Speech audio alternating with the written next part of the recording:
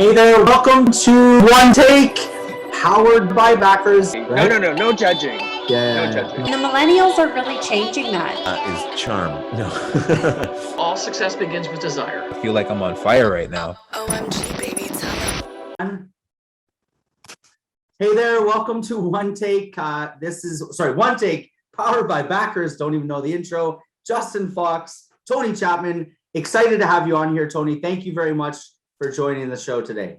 Thrilled to be here, man. I'm a big fan, and it's terrific. And I got to say, I love your background. I don't know if I can concentrate on you. I just want to figure out what the books are. And there's some picks, there's some hockey stuff, some books. Yeah, it's not really set up for this show. It's more of just the bookshelf was there and we just filled it. But it works well with the show. I'm glad you say you're a fan, because I'm not sure there are many, but hopefully we're growing that fan base. But we've been connected for a while. So I'll give you a quick little intro so everyone knows who you are. So you are basically a host, podcast host, somewhat of an influencer, either host of Chatter That Matters, which is a national radio show and podcast. And you're a sought after virtual conference speaker and host. And I guess they can find you on chatterthatmatters.ca. But there's a lot more to you.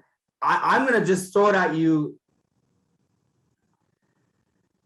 Where did it all begin? I usually do a choose your own adventure, but I want to let's go back to baby Tony.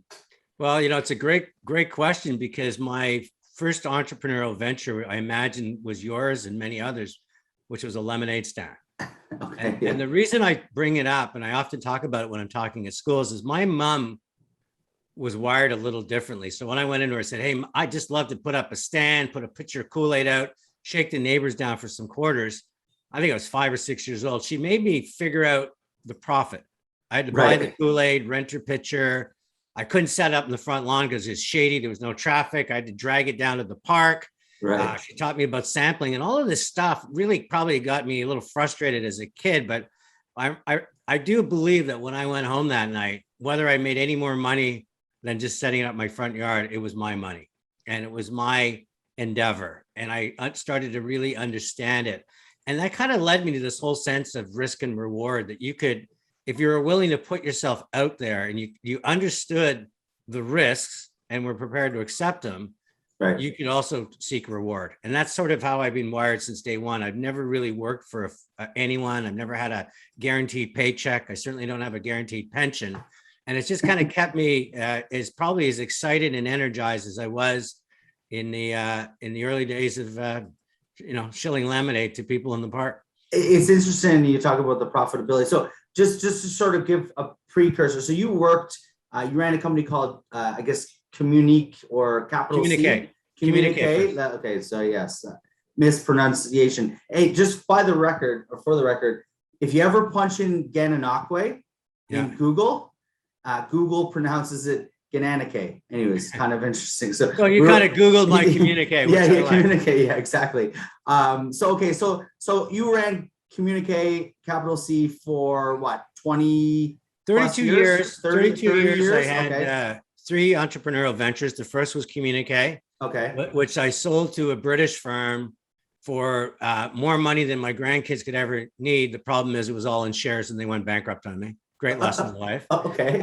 And then I started Capital C quite urgently because the dream of riches had turned into a bit of a nightmare. Right. And then along the way, I also added on through some initiative of someone that approached me, a research firm called Fresh Intelligence. Okay. And the combination of the 3 was a 32-year legacy. And I'm coming on my 10th anniversary of selling all of that and leaving it behind. Okay. Yeah, because it's 2012, right? So that 2012. So 22 will be, there you go. So that 10-year journey. So I'd love to hear kind of like, so that's an interesting point. Let me pick that part apart. So you sold the company for shares in the purchasing company, right?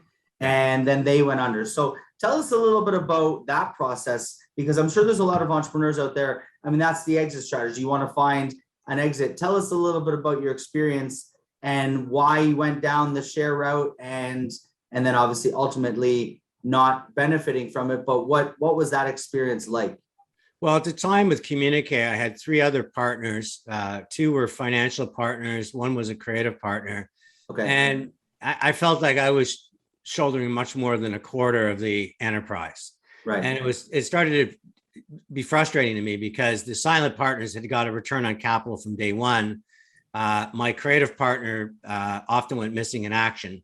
So I thought this was the easiest and most sensible way for all of us to walk away as friends, get what we deserved. And at the time, there was a massive British invasion. The British agencies and WPP, the Saatchis of the world, had an opportunity to write off goodwill a different way so they could acquire US and Canadian creative agencies at a much more advantageous way than the rules that were dictated in North America.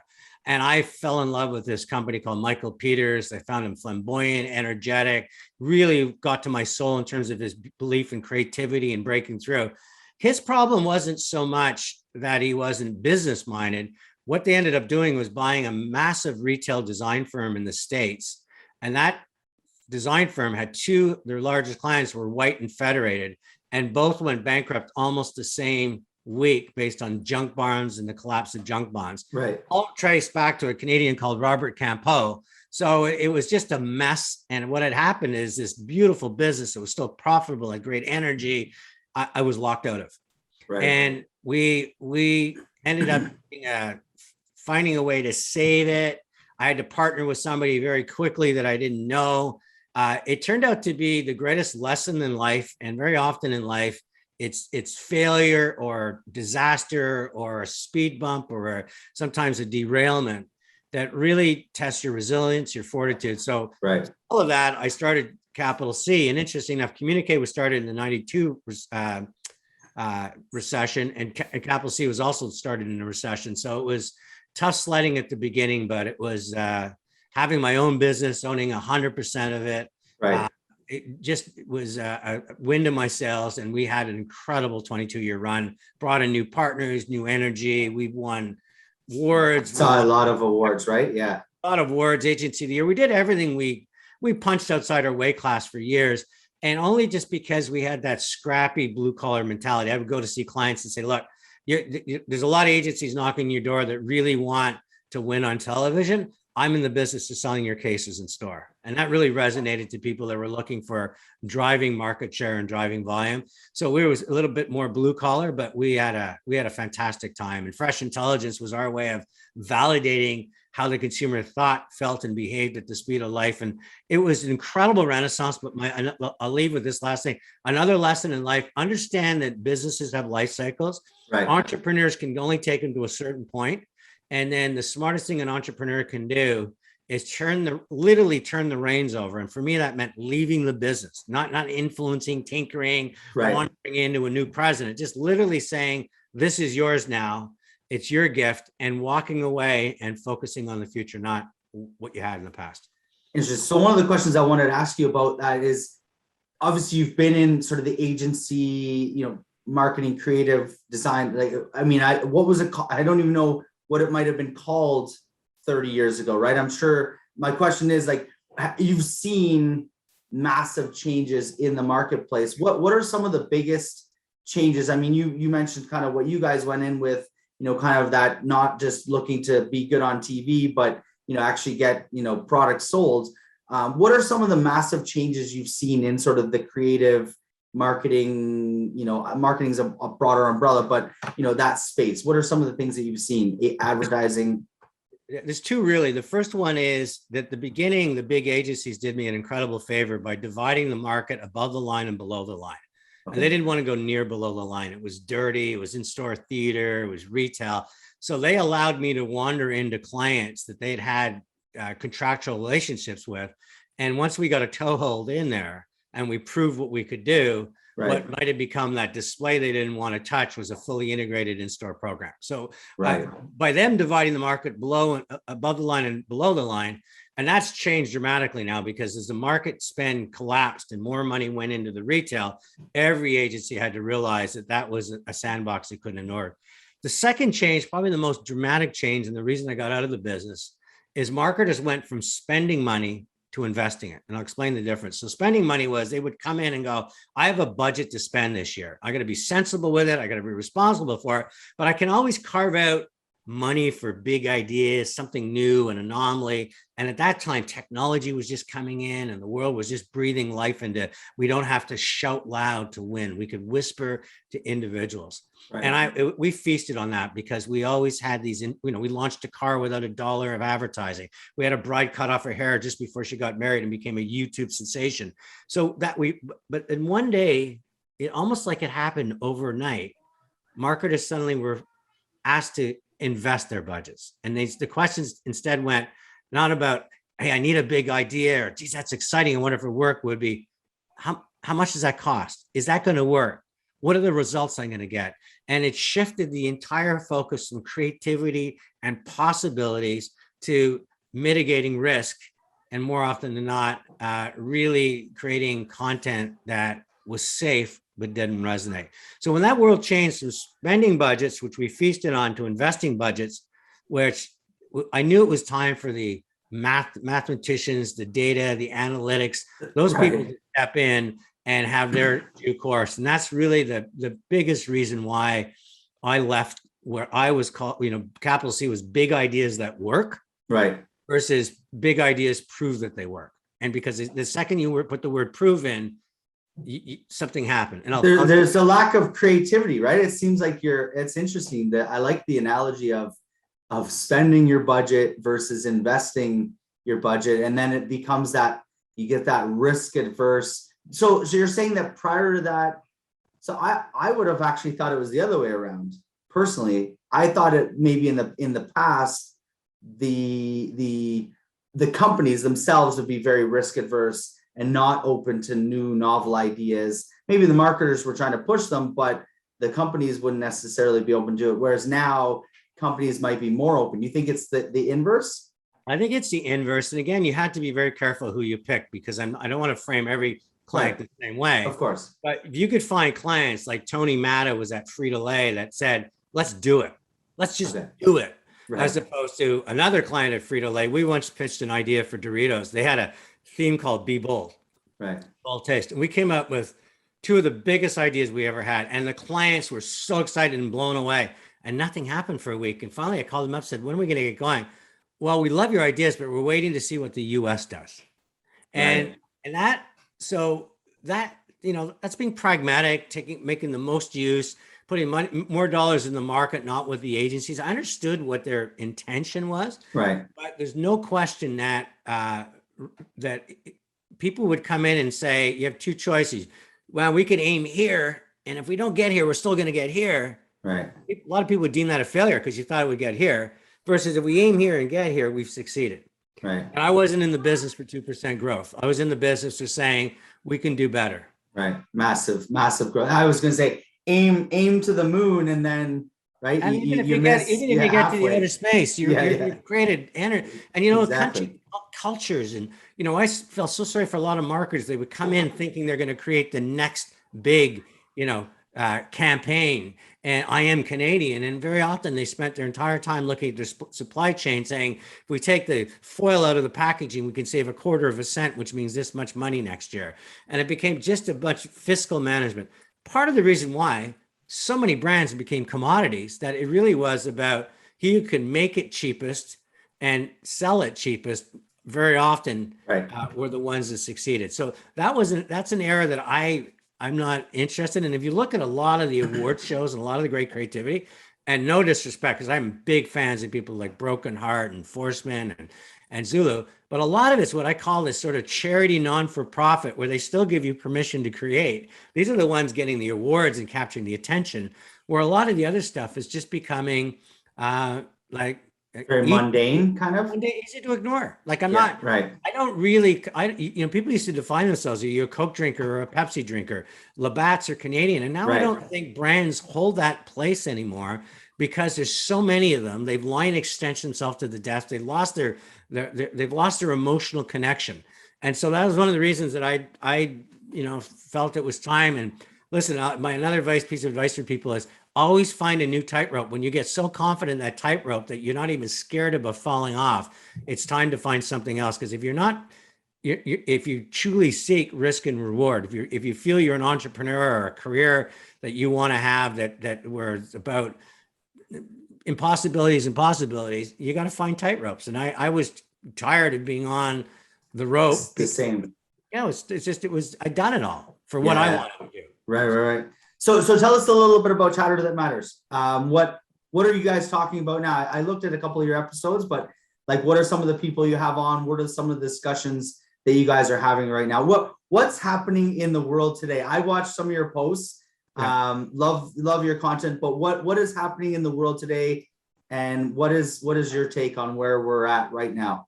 Well, that's a lot of questions. Go many directions, right? I'll frame it down by just saying the genesis of Chatter That Matters started when, after leaving the advertising agency, I spent 8 years traveling the world, hosting events, talking at events, and listening to a lot of content. And what I really loved leaning into was the content that mattered.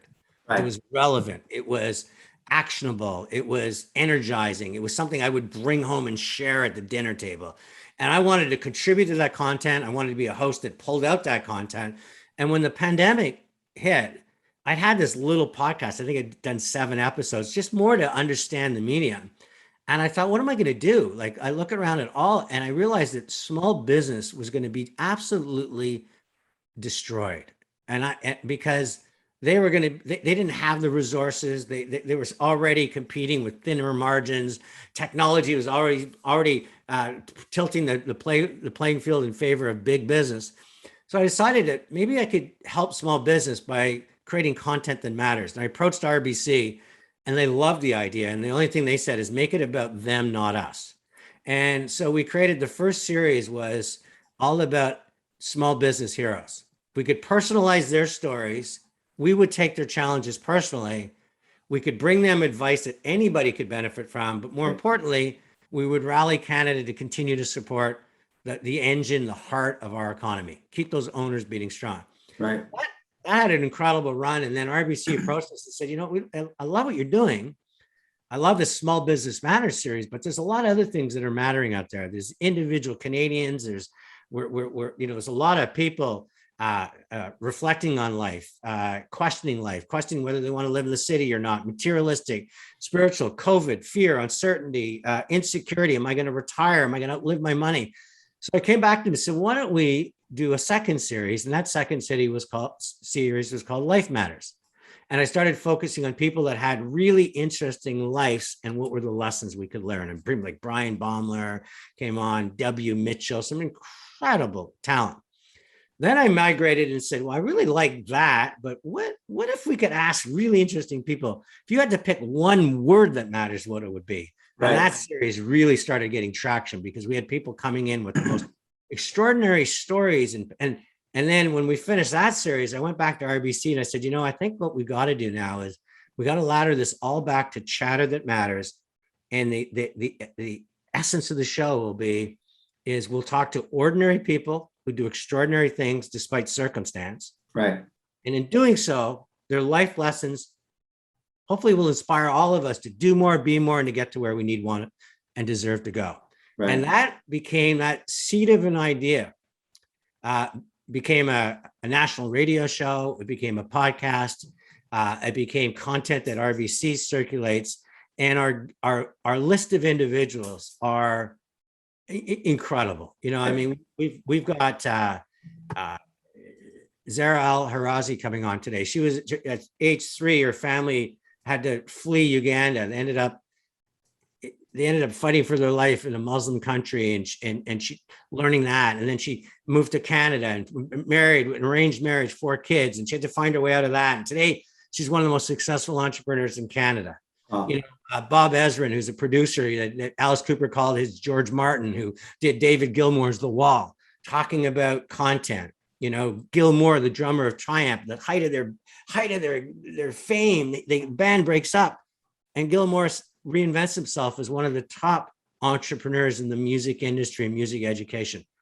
And Victoria Pelletier and this week right now, Steve Cadigan, one of the smartest guys in the future of work. He built LinkedIn's It started when LinkedIn was a startup. He went in and started recruiting talent. People from Google and Facebook. What's LinkedIn? Why would I leave Facebook or Google? Took it to 4,000 people talking about the future of your work. So these stories are not about me. Right. They're not about, they are about these incredible journeys of overcoming speed bumps, horrible childhood, a sudden change. I'm about to interview someone that was part of the horrific bus crash that took the Broncos. It took the hockey players. Yeah. Yeah. So, right. and I'm talking about his life. And these are stories that to me, I want to breathe a little bit of positivity, because I think we're just drowning in negativity. You know, we have the lowest COVID numbers ever. And now it's the next thing is Delta variant is going to be more contagious than chickenpox.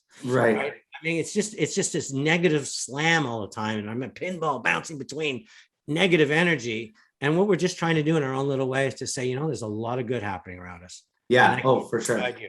Yeah, no. And I just quickly, you mentioned some musicians there. You were a drummer? No, that's not different, Tony, right? Yeah. The funny thing about it, if you look for some like reason on picture, Wikipedia, and then your Wikipedia is like there. Tony Chapman was also the drummer of the Rolling Stones. That's not Wikipedia right? Has my picture, and I laugh because people come out to me and I said, "Yeah, I left because Mick Jagger was a dick." Okay, like, I'd have to be 80 years old to be the drummer of the Rolling Stones. Right. But I saw it when I was looking through stuff earlier. I won't change it. Last thing I ever do want to change it because I think it's hilarious. Right. Okay. And I tell people like, yeah, no, Jagger was a dick, but I've had some incredible. Really 83 years old. And never a day over 69, right? There you go. Like I mean, whatever. So you know, it's but now that Charlie Watts is on the tour, maybe they'll see. No, I have no musicality. I was doing some sort of, I do a little bit of research, and but then I put what it said and sort of, and I was like, that doesn't really. Anyways, I just thought I'd throw it out there, but that's cool. So usually I like the one word thing. You kind of brought it up there too. I usually finish it with that, so I will finish it at some point there, but. You talked about the negativity in today's kind of world. As an entrepreneur, you've been through many different things. What is it? What can, and obviously hearing lots of stories, I'd love to, maybe if you can bring a story or two. I did see the Victoria one. I watched a bit of that one, Victoria Pelletier, that video, but what is entrepreneurs? I mean, I'm an entrepreneur, people watching are entrepreneurs. What can we do to kind of avoid the negativity, not just of the naysayers of people who doubt what you're doing, but the negative kind of world, the news, I guess, or like kind of the, you know, like you said, it's just a constant barrage of fear. And, you know, I don't want to use too many words, but like fear mongering and sort of that type of thing. What are some of the, like, what would you give as sort of advice to entrepreneurs or people in general from maybe stories you've heard? First thing that you said is look at what's happening around you and find out how to stand out. So there's a lot of negative. That means there's need for positive. Right. Okay. Second thing is, I think for entrepreneurs is we get so in love with our ideas. And the best advice I give to entrepreneurs is be the Yoda. Don't be the person trying to defeat the evil empire. Be the person helping Luke Skywalker do that. Be the fairy godmother that helps Cinderella get to the ball. Your job is to serve your customer. Right. They've got unmet needs. They're every day consumers on a quest. They're looking to be safer, more secure. They're looking for love, belonging, validation. They're looking for purpose. They're looking to self-actualize. They're looking for the meaning of life. Right. You can help them get to where you want to go. That is an incredible life well served. And if you can monetize that and turn that into a business, that's the greatest place to be because you have a higher purpose than profit. So for entrepreneurs that just think they've got the next greatest mousetrap, right, if it's not helping people get to where they want to go, or if you're business to business, helping a business get to where they want to go, right, do you really matter? Do you really matter? Because ultimately your matter is going to be, you're not in the business of selling RSPs, you're helping people retire with dignity. You're not in the business of selling cars, you're helping people commute to work in the most enjoyable fashion possible. And I think when you think that way and you have that mentality of servitude and gratitude, I think you're going to be a much better entrepreneur. I've always said to people, there's three things you can chase in life: intellectual rewards, emotional rewards, and financial rewards. If you chase financial rewards, chances are you're either going to fail or succeed, but either one, I doubt you'll be happy. Yeah. If you chase intellectual, a life of learning, and emotional, a life of enrichment, my bet is that money, if that's what matters to you, will chase you. Love is that what matters to you will chase you, because you're going after the things that really matter to life. Interesting. It's I kind of thought of the Simon Sinek, start with why, right? Like instead of just the product, you want to know why and what it is that you're actually accomplishing with that end, whoever it is, like you said, B2B, B2C, to be I like the analogy, the fairy godmother or Yoda. Yeah, Yoda's the better. Yeah. Yoda to Luke, right? They're both very similar, right? There's not a story you haven't loved in your life that doesn't have the mentor or the enabler helping the protagonist get to where they want to go. Right. The Hunger Games, Woody Harrelson's role, the romantic comedy where the wedding planner or the best man leads you away from that horrific person you're about to marry and find true love. I mean, that role in society is an incredibly rich, important, and purposeful thing. And I think that when you identify with that and identify that's who you are, I think you're going to become, it's going to be a life well lived. Just chase financial rewards. You're going to either be very rich or very poor, but either way, I'm not sure that money's going to have the meaning you thought it had. Yeah, pretty unfulfilled, right? Pretty unsatisfying life, right? It's very You're shallow. Not enriching it. You're not enriching your brain. You're not enriching your heart. You're enriching your bank account. And I always say to people, if you're in a position where you have to keep making more money just to stay even, you should probably start thinking about the next big car, or the next big television set, and rethink. And that's my, listen, I'm at the end of my career, so it's easy for me to preach that way versus the younger part of the career. Right. I do really believe that I've always been guided by less is more. I like that.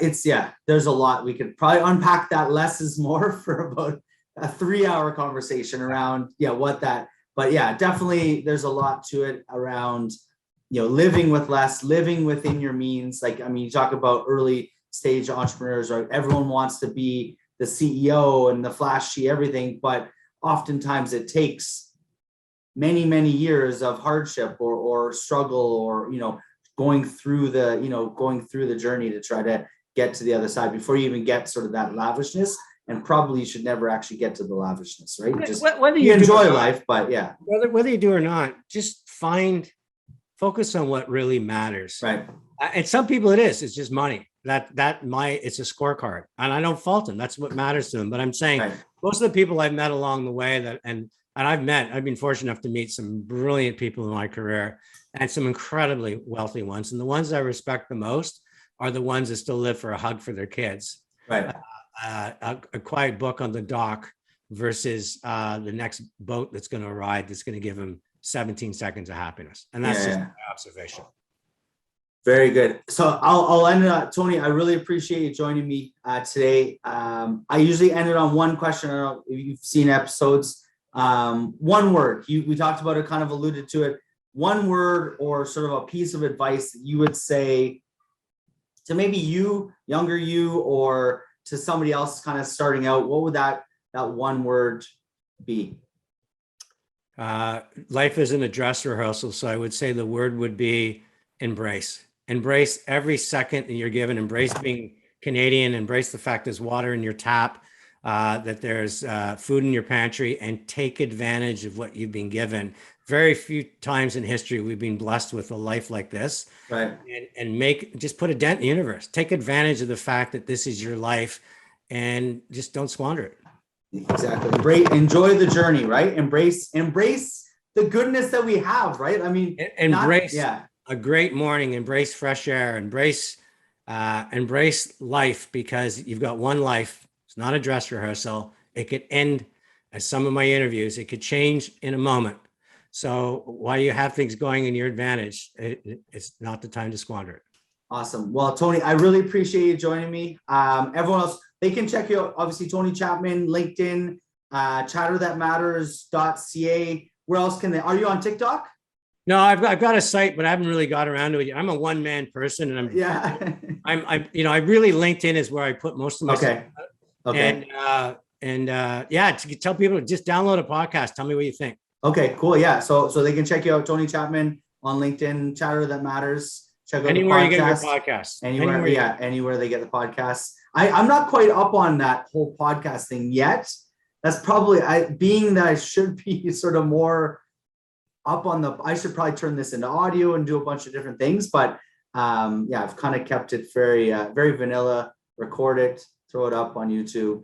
You're missing, it's a great audience video, yeah. But there's a great audience that just likes to walk Audio. and listen. Yeah. And I would encourage you to do that because, we've got, I just have a fantastic audience out there now that really enjoy every Friday listening to a new episode and commenting and contributing and that I'm very grateful for.